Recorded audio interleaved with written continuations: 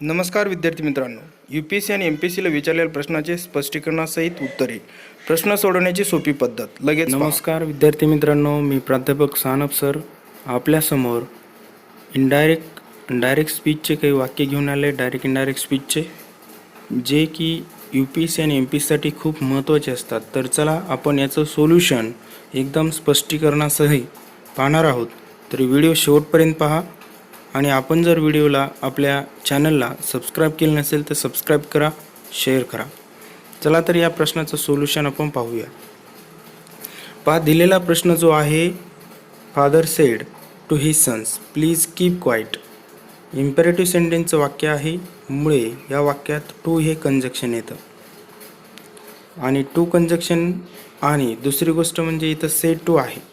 तर या वाक्यामध्ये आपण विचारलेला असल्यास आस्क वापरतो आणि जर विनंती केली असल्यास रिक्वेस्टेड वगैरे वापरतो. मग या वाक्यामध्ये काय येईल, तर या वाक्यामध्ये आस्क येईल. तर देम या वाक्यात येणार नाही. आपल्याला प्रश्न म्हणजे समोरच विचारलेला आहे मुलांना त्यांच्या, तर म्हणून दॅट हे कंजक्शन या वाक्यात येणार नाही. म्हणून हे तिन्ही वाक्य रॉंग आहे. करेक्ट आन्सर आहे नंबर 1. ठीक आहे, चला पुढचा प्रश्न पाहूया.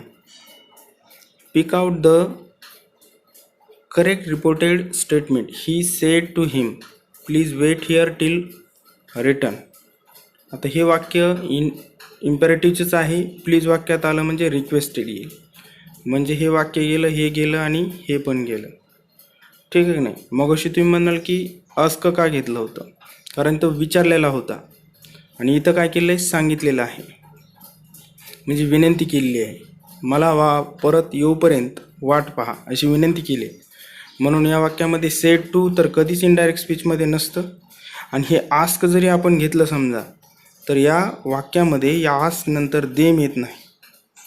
देम का येत नाही, कारण इथं हिमच आहे, फक्त एकच व्यक्ती आहे, फक्त एकाला म्हटलेलं आहे, सर्वांना नाही. ठीक आहे की नाही.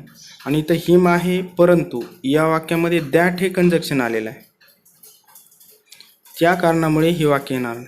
आणि इथं आस्क वापरलं, to wait there till I return ना, टिल ही रिटर्न म्हटलं पाहिजे, ज्यावेळेस आय येतं येणार नाही. मग करेक्ट आन्सर आहे 3 नंबरचं, हे सही आन्सर आहे. चला तर पुढचा प्रश्न पाहूया. पुढचा प्रश्न असा आहे, pick out the correct reported statement for the following sentence. Satan said what a great fall. आता हे वाक्य आहे एक्सक्लेमेटरी सेंटेन्सचं. एक्सक्लेमेटरी सेंटेन्समध्ये एक्सक्लेम्ड हा शब्द येतो. तर एक्सक्लेम हा 4ही वाक्यात आलेला आहे. आणि दुसरी गोष्ट, व्हॉट अ ग्रेट फॉल हे कसं म्हटलेलं आहे यावर अवलंबून आहे. तर याचं असर्टिव्ह करावं लागतं, म्हणजे स्टेटमेंट करायचं या वाक्याचं. इट इज ग्रेट फॉल असं वाक्य होईल statement, it is great fall. आणि त्याचं जर आपल्याला इट इज ग्रेट फॉलचं जर काळ बदलायचा झाला तर माहितीचे सिम्पल प्रेझेंट असल्यास सिम्पल पास्ट होतो इनडायरेक्टमध्ये. मग इट वॉज ग्रेट फॉल येईल आणि दॅट हे कंजक्शन असतं. आता exclaim with a sense of a disappointed that it was a great fall येणार नाही. डिसअपॉइंटेड म्हणून म्हटलंच नाही, ते आनंदी होऊन म्हटलेलं आहे म्हणून हे वाक्य गेलं. विथ सॉरो दुःखी होऊन म्हटलेलं आहे म्हणून हे सुद्धा गेलं. What a great exclaimed what a great fall that was असं येणार नाही. इथं एक्सक्लेमेटरी सेंटेन्स येत नाही. वॉज हे शेवटी नसायला पाहिजे, असर्टिव्ह करायचे, सरळ वाक्य बनवायचे. म्हणून 4 नंबरचं आन्सर याचं करेक्ट आहे. Exclaim that it was a great fall, full stop. तर आपलं वाक्य कोणतं करेक्ट आहे, 4 नंबरचं वाक्य आपलं करेक्ट आहे. 4 नंबर आन्सर इज करेक्ट. चला तर पुढचा प्रश्न पाहूया. Choose the correct indirect sentence. She sed come on. आता असे वाक्य असतात ना, अशा वाक्याला डायरेक्ट हे अर्थ समजून घेऊन अशा वाक्याचा इनडायरेक्ट करावा लागतो. इथं हे टू वगैरे कंजक्शन दिले आहे, ठीक आहे, नियमाप्रमाणे हे बरोबर आहे. परंतु अशा वाक्यासाठी डायरेक्ट बोलवलेलं आहे, कम ऑन, चल ये म्हणून. असं ती म्हणाली लवकर ये किंवा चल लवकर, चल. कम ऑन म्हणजे चल. तर म्हणून मग डायरेक्ट सांगायचं तिने त्यांना बोलवले, शी कॉल देम, म्हणजे 2 नंबरचं वाक्य करेक्ट आहे. चला पुढचा प्रश्न पाहूया. Choose the correct indirect narration of the following. The father said to his son please be quiet. आता या वाक्यामध्ये सुद्धा काय आहे, रिक्वेस्ट केलेली आहे. तर मग हे वाक्य नाही आहे, हे सुद्धा नाही आणि हे सुद्धा नाही. मग कोणतं वाक्य येईल, requested he sons to be quiet. 2 नंबरचं वाक्य करेक्ट आहे. ठीक आहे, चला पुढचा प्रश्न. Ram says I will not go. आता या वाक्यामध्ये तुम्हाला सांगायचं झालं तर वाक्यामध्ये जर रिपोर्टेड वर्ब सेज आलं, सेज हे रिपोर्टेड वर्ब आल्यास वाक्य काय होतं पहा. वाक्यात रिपोर्टेड वर्ब सेज आलं तर पुढील वाक्य काय होत नाही, काळ याचा बदलत नाही, काळ बदलणार नाही. आपण पेन घेऊया चांगला. ठीक आहे, चला तर आपल्याला हा काळ बदलायचा नाही म्हणून राम सेज दॅट. आता या वाक्यामध्ये हे समोरील वाक्य आहे आय विल नॉट गो. तर या वाक्यामध्ये दॅट हे कंजक्शन येईल. म्हणजे का, तर हे वाक्य असर्टिव्हचं आहे आणि इथं सेज आलेला आहे. पुढील फ्युचर की सेज आल्यानंतर पुढील वाक्याचा काळ बदलत नाही. इथं सेज आलेलं आहे. तर चला पाहूया आपण. Ram says that he will not go. आता पुढील काहीच बदलायचं नाही आपल्याला. विल नॉटचं negative form won't short form होतं आणि इथं will not go he will not go असं दिलेलं आहे.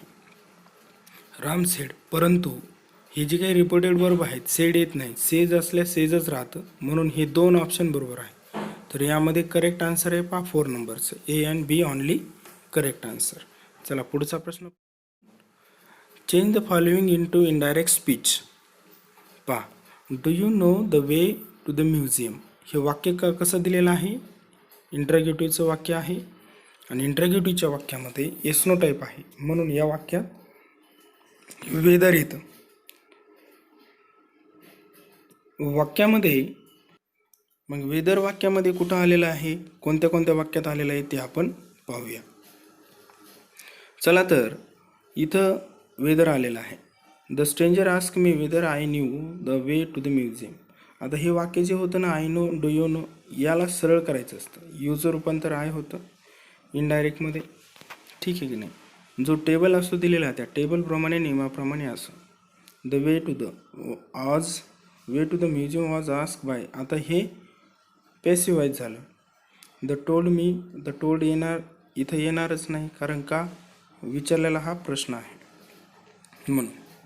म्हणून या वाक्याचा जो करेक्ट आन्सर इथं हे पण वाक्य येणार नाही, काळ बदललेला नाही आहे. हे वाक्य केलं म्हणजे पहिलं वाक्य करेक्ट आहे. चला पुढचा प्रश्न पाहूया आपण. एक there was fly in the soap. Waiter screamed Sarita. म्हणजे मोठ्याने ओरडली. काय ओरडली सरिता, की सोपमध्ये फ्लाय आहे, एक फ्लाय. म्हणजे एकदम इरिटेट होऊन ती बोललेली आहे म्हणून हे वाक्य जे आहे इनडायरेक्ट स्पीचमध्ये कसं होईल, स्क्रीम दॅट. आता हे येणार नाही, यामध्ये एक शब्द वापरलेला आहे. तो जो शब्द असतो एक्सक्लेमेटरी वर्ड आहे आणि नंतर इकडे हे वाक्य येणार नाही. Saw a fly in her soap and screamed. हे असं कंजक्शन इथं येत नाही अँड म्हणून. आणि या वाक्यामध्ये सुद्धा तसंच आहे. Screamed at the waiter, saw a fly असं येणार नाही. जे एक्सक्लेम केलेलं आहे ते आलं पाहिजे. स्क्रीम शब्द यामध्ये दिलेला नाही, इकडे समोर दिला. बी नंबरचं वाक्य करेक्ट आहे म्हणजे यामध्ये option number 2 is correct answer. चला पुढचा. मदर सेड राम आवे children do not disturb me. आता मदर सेड इथं वाक्यामध्ये मदर ऑर्डर केलेली का विचारलेलं आहे. मदरने हे सेड टू येणार नाही कारण इनडायरेक्टच्या वाक्यामध्ये सेड टू नसते म्हणून हे गेलं. दुसरी गोष्ट इथं टू नाही आलेलं म्हणून टोल्ड येणार नाही, हे पण गेलं. ठीक आहे, म्हणजे 2 वाक्य तर गेले. आता राहिलं काय, the mother order the children to run away and forbid them to disturb her. आता हे फॉरबिड हा शब्द आलाच नाही म्हणून 3 नंबरचं वाक्य यामध्ये करेक्ट आहे. Run away and not disturb her, not to disturb her हे वाक्य यामध्ये करेक्ट आहे. म्हणजे टू हे यामध्ये कंजक्शन आलेलं आहे. चला पुढचा. पाहूया last question. Choose the indirect speech from the following. He is affirm what he said was. आता एक गोष्ट लक्षात घ्या, हे वाक्यामध्ये असं इज आलं अगोदरच्या वाक्यात येत नाही, रिपोर्टेड वर्ब म्हणून येणार नाही. तर यामध्ये एकतर हे सिम्पल प्रेझेंट किंवा सिम्पल पास्ट पाहिजे रिपोर्टेड वर्ब इथं. ठीक आहे, म्हणून हे 2 वाक्य गेले. आता राहिले हे 2 वाक्य. पण जर इथं जर सिम्पल प्रेझेंटचं रिपोर्टेड वर्ब आले तर पुढील वाक्य काळ बदलत नाही. इथं काळ बदललेला आहे, म्हणजे इनडायरेक्टचं जे वाक्य आहे ते दिलेलं आहे. म्हणून या वाक्याचं करेक्ट आन्सर जे आहे ऑप्शन नंबर 4 आहे. म्हणजे हे करेक्ट आन्सर आहे. चला तर मित्रांनो, तुमच्यासाठी शेवटचा प्रश्न मी तुम्हाला देतो. तुम्ही याचा आन्सर मला कमेंटमध्ये द्यायचं आहे. तर प्रश्न नीट एकदा समजून घेऊया. Choose the correct indirect narration of the given sentence following. Where do you live आज द स्ट्रेंजर. पुढे स्ट्रेंजर हा शब्द होता. वेअर डू यू लिव्ह आज द स्ट्रेंजर याचं इनडायरेक्ट नरेशन करून मला कमेंटमध्ये पाठवा. अजूनही आपण चॅनलला सबस्क्राईब केलं नसेल तर सबस्क्राईब करा आणि शेअर करा व्हिडिओ. तर अशाच पद्धतीने नवीन व्हिडिओ पाहण्यासाठी चॅनलला सबस्क्राईब करा आणि व्हिडिओ पाहत राहा.